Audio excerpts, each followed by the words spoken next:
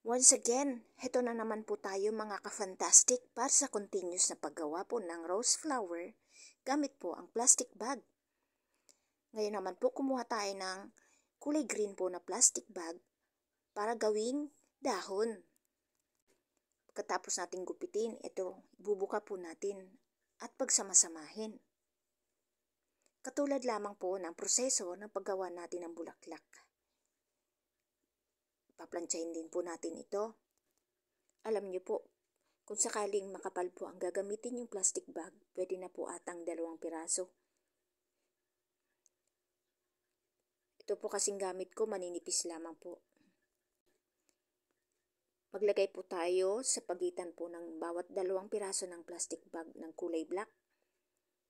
Ayan, ready na po siyang plansyahin. Lagay po natin sa heat number 3 ang plansya. At hagurin po natin sa loob ng 10 seconds. Kapag mainit na po masyado, kontrolin po natin yung init. Ayan, baliktarin po natin.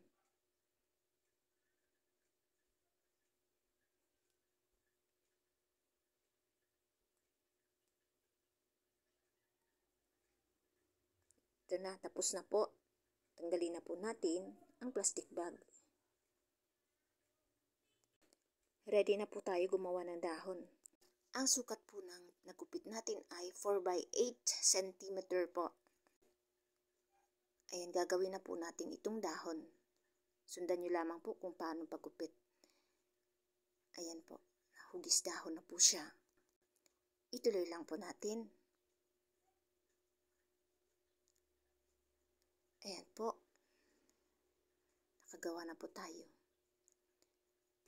Ngayon naman, initin po natin ang bahagya sa lighter para magkaroon ng parang mga ugat-ugat po yung dahon. Dagdag buhay din po kasi ito sa ating bulaklak kapag may dahon. Para magmukhang totoo po siya. So ayan, kahit na po plastic siya, kailangan din ayusin at pagandahin. Diba po?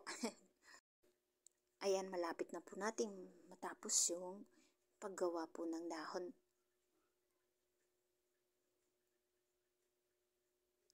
Next po dito, lalagyan po natin ng giting-giting. Yung maliliit po na pasigsag sa dulo po ng dahon.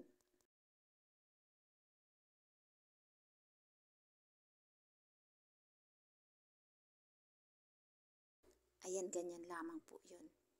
Madali lang po ito mga ka-fantastic.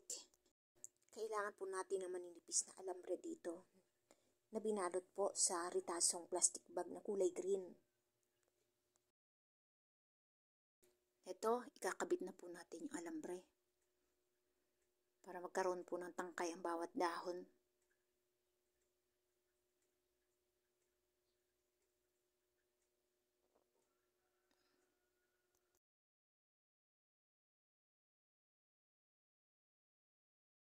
I-divide na po natin yung bawat dahon sa 3 at itali po natin ang ritasong plastic bag na kulay green.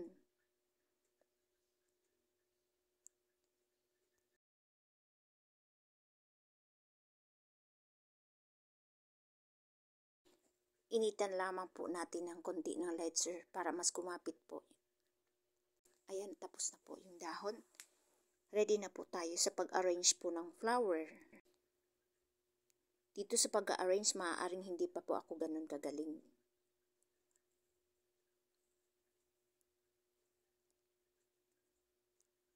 Kayo na pong bahala kung anong design po ang gusto nyo. Marami pong magagaling mag-arrange ng bulaklak at inaamin ko, hindi po ako ganun karunong.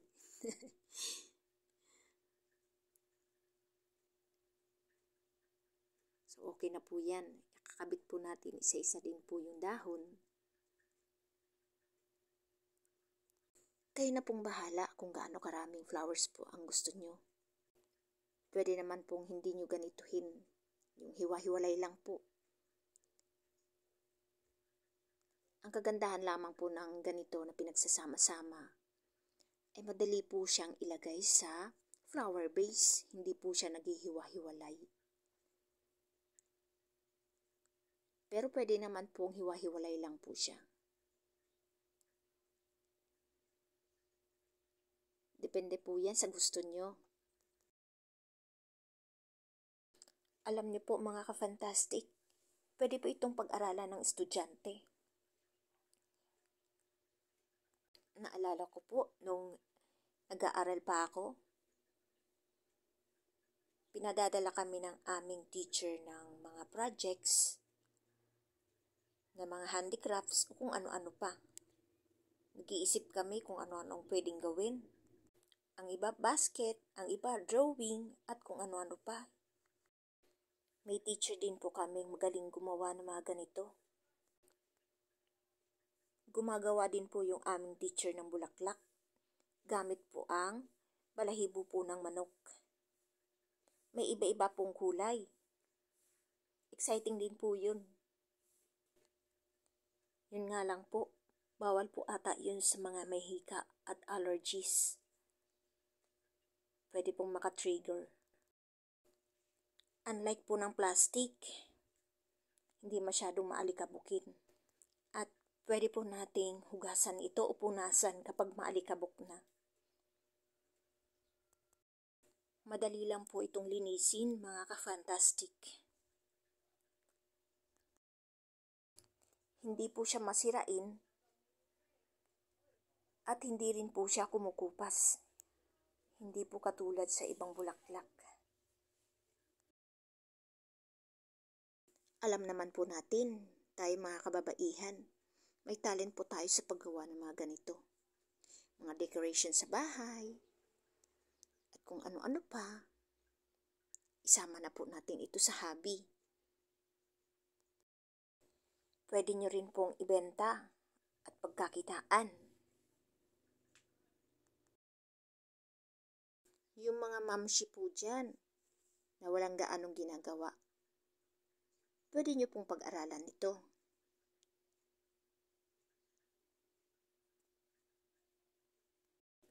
Alam po natin na tayo mga kababaihan ay likas na po sa atin ang pagiging creative.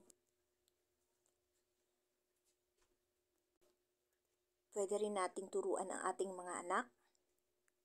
Sa ganun po, may matutunan sila.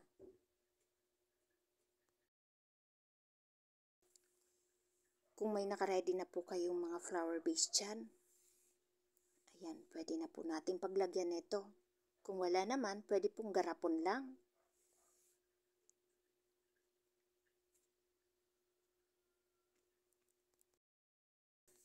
At alam niyo po mga ka-fantastic, kung bakit nilikha ng Diyos ang bulaklak. Para pagandahin ang paligid natin. Para bigyan ng buhay at magkaroon ng kulay.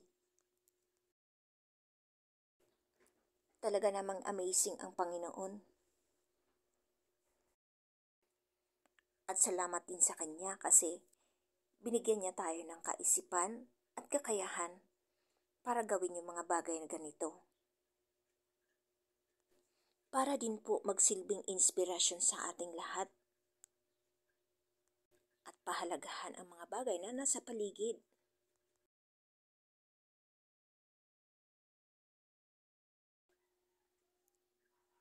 Ayan po, malapit na po tayong matapos. Yay!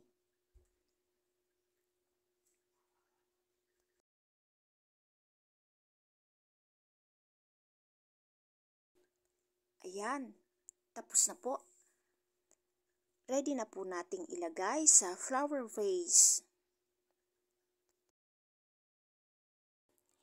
Sana po naibigan ninyo ang aking video mga ka-fantastic. At abangan nyo rin po yung mga susunod ko pang gagawin. Pwede po kayong mag-request kung ano po yung gusto nyong gawin kong susunod na flower.